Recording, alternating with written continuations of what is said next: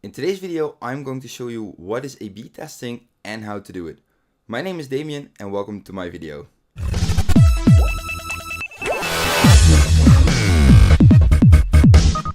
So what is A/B testing, how do you do it, and why do you need it?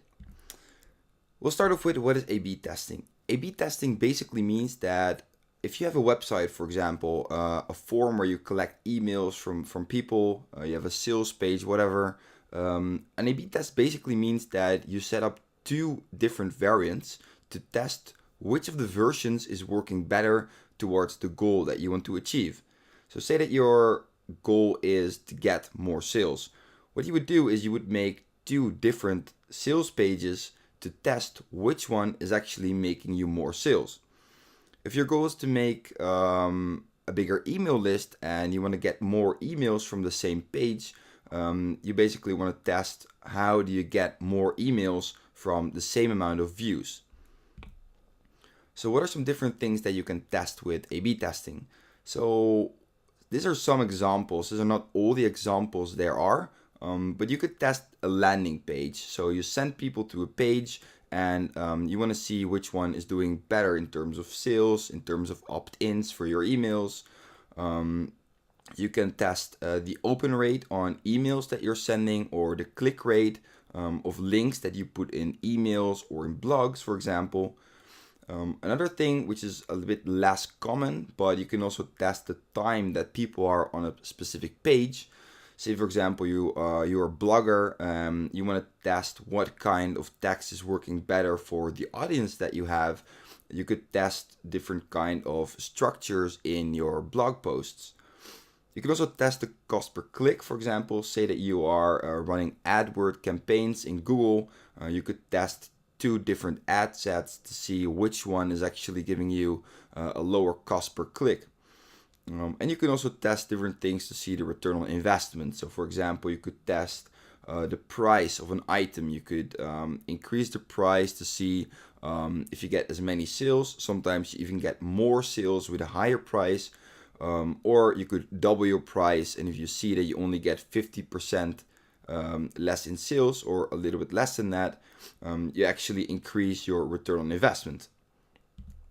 So what should you test? There's actually a different kind of levels in conversions, and that's what we call the hierarchy of conversions. And it basically looks like this. So I will show you hierarchy of conversions, and there's actually a 5-layer structure that's built for conversions. Sorry.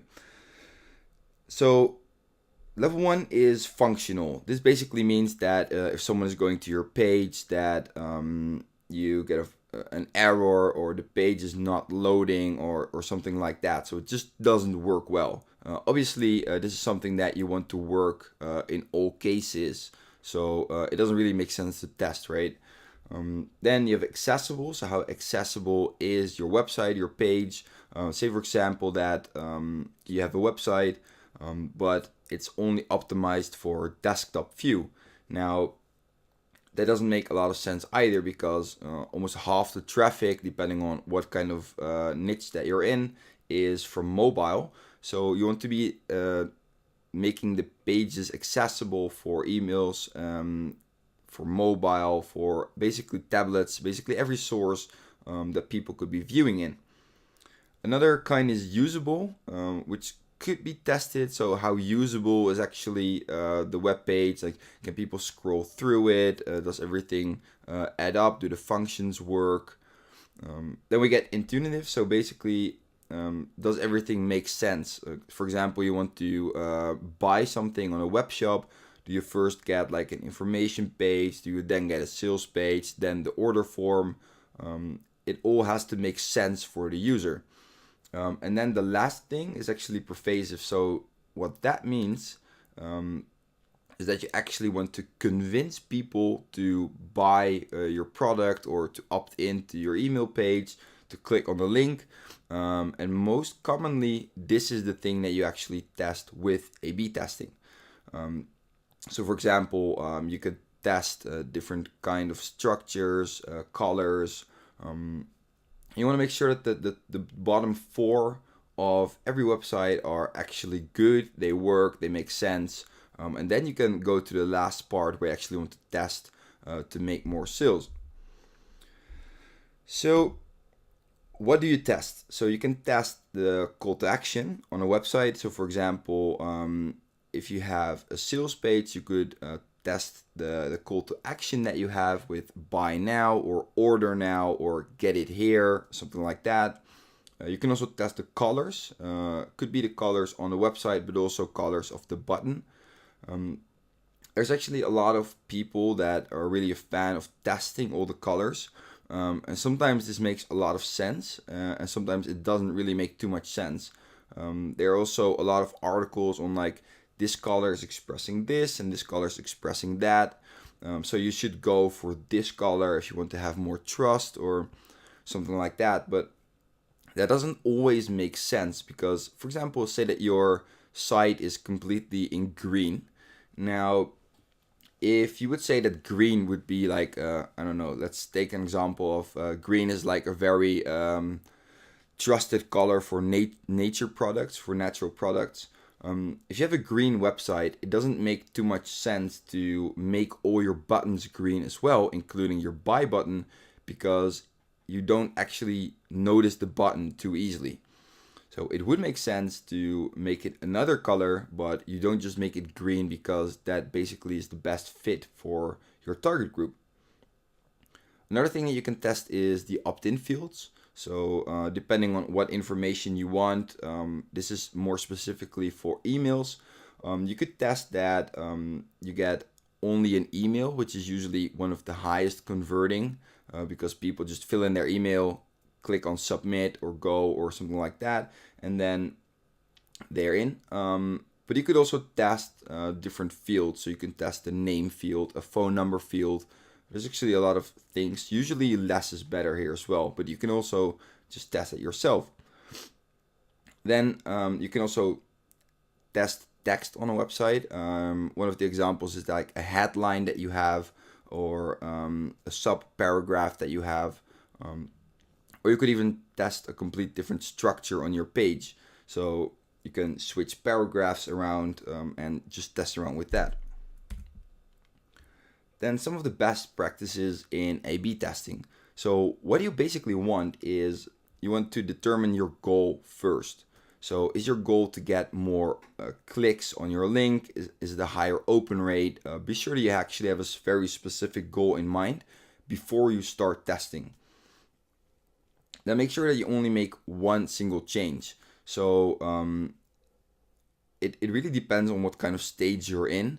But usually you only want to make one single change. So if you do an A/B test on a sales page, you basically want to test the same sales page with only a different order button, for example.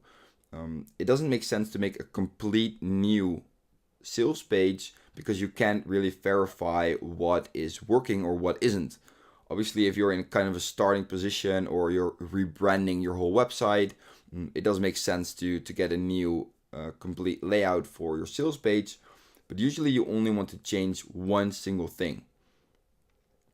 Then also make sure that you have the same group and the same environment. So for example, say that you are testing two different pages, you have to make sure that the same group is divided on both pages, because if you're splitting in groups or in environment, then it could be a different reason that the page is converting better.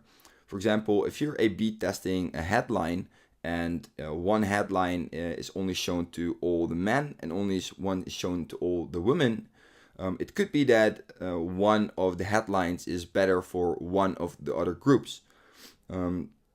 So that could be a bit risky because it could be good to segment your users and send them to specific pages, but you want to make sure that that's also something that you test.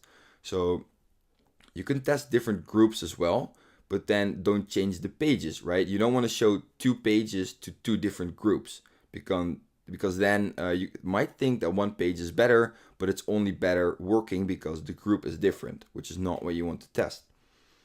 Then make sure that the timing is also right. Actually, an easy example of this is if you're selling ice cream and you're testing 2 pages, one in the summer and one in the winter, probably the pages will do better during the summer because people tend to buy ice cream more often. So it's pretty much an easy example, but make sure that you always send people to 2 pages at the same timing as well. Then another point in terms of data is that you want to make sure that you have enough conversions. So you cannot set up 2 different pages and then after only 10 sales, you can't just change the page already because you don't know exactly if it's working better or not. So the thumb rule basically is that you want to have 200 conversions on both pages before you can actually say for sure that's working better. And one of the ways that we verify this is with significance. So I will show you an example of that as well. What I do with ClickFunnels. So here is one of the sales pages that I use to get opt-ins. So it's an opt-in page. So, and as you can see, I changed the headline here as well, right? So you can see here and here that the headline is different. I left the rest of the page exactly the same. And now ClickFunnels will actually tell you how confident it is that it will be better performing. So how does that work with the confidence score? It basically means that the more confident ClickFunnels is that it works better, the higher the odds are of the page actually converting better. This actually is a statistic formula. It's not something that ClickFunnels invented. It's a bit too complicated to explain in this video, but you can Google on confidence score in statistics and you will find out that there's actually a way to calculate if something is doing better or worse. So an example of why this is important is, say that, for example, you are launching 2 different pages. And it's 2 opt-in pages, right? So you want to get emails from people. You just launched the page. Both pages have been seen to 10 people. So we have a version A, which is seen by 10 people, and we have a version B, which is also seen by 10 people. Now, version A could have 8 opt-ins out of the 10, and version B could have 2 opt-ins out of the 10. You tend to think that version A would then be better because, well, it has an 80% opt-in rate, where B only has a 20% opt-in rate, right? But it could be a coincidence. It could be that just the right people went to the A page and just the wrong people went to the B page. So 10 people that visited both pages won't be a valid test that you've run. And this is basically where the confidence score comes in. So with the example that I just gave for the 10 people per page, the confidence score would be very, very low because it could be a coincidence that these people visited the web page. Now, it's very important to make sure that you have actually tested the right set and have amount of data so that you know for sure that what you've tested is something that works as well. And that's the reason why you always want to have around 200 conversions for each page, which I know didn't happen on this page as well. So that's the reason why I'm actually letting it run as well. This page is doing a lot better right now, but it hasn't had enough views yet. So the confidence score might actually get a bit lower over time. So that's basically the best practices that you want to have for A/B testing. I hope that it actually helps you to think about what you can test. Make sure that you follow the best practices so that you have a proper testing setup. And if you have any questions on A/B testing, you can just comment below. Don't forget to subscribe to my video, and I hope this helped you in setting up your A/B tests. Thank you for watching.